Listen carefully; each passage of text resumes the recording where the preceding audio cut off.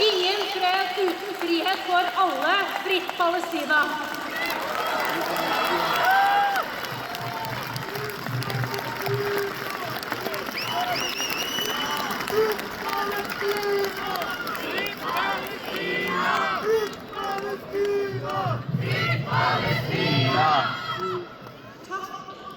Hjertelig til Rania Iraki, som ga oss disse gode ordene. Jeg lover dere at vi i tillegg til å bære sånn kan vi ikke drive. Norge har kunnskap, teknologi og ressurser til å lede an i det grønne skiftet.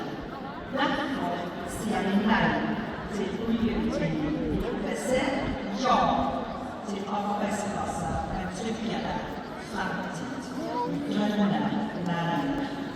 Ta imot Truls Gudlovsen, som leder Naturvernforbundet.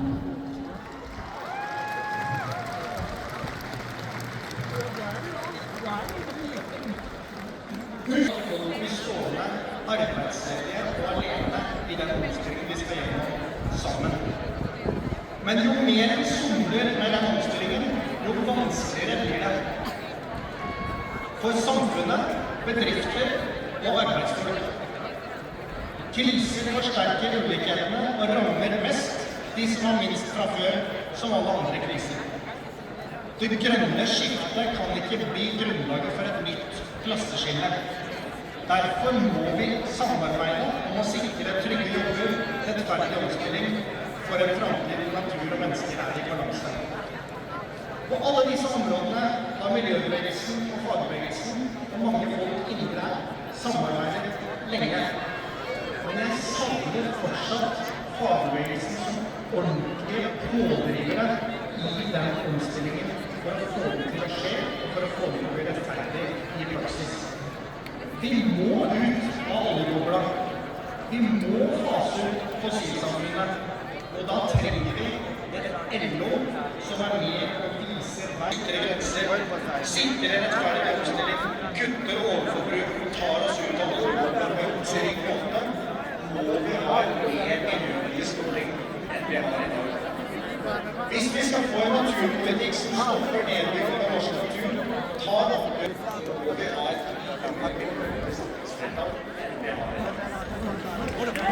det samme gjelder, som vi nettopp har hørt, om vi vil ha en skikkelig palestinapolitikk som tar i bruk alle virkemidler, inkludert oljefondet, for å hindre folkemord og migranter. Vi må altså flytte det politiske tyngdepunktet, og det kan skje her. Folk som ikke avlyder på forhånd, som prater med hverandre, støtter hverandre og står opp for felles verdier, det trengs. Tusen takk til dere som er blant de som orker. Derfor er også dagens paroler så viktige. Styrk demokratiet, knus fascismen, beskytt freden, ta vare på miljøet og hjelp Norge ut av oljebobla. Dette blir bra. Tusen takk for meg. Tusen takk for æren av å stå på dette fantastiske talerstolen. God 1. mai og godt miljø. Til kamerater, som det var hett. Takk for det.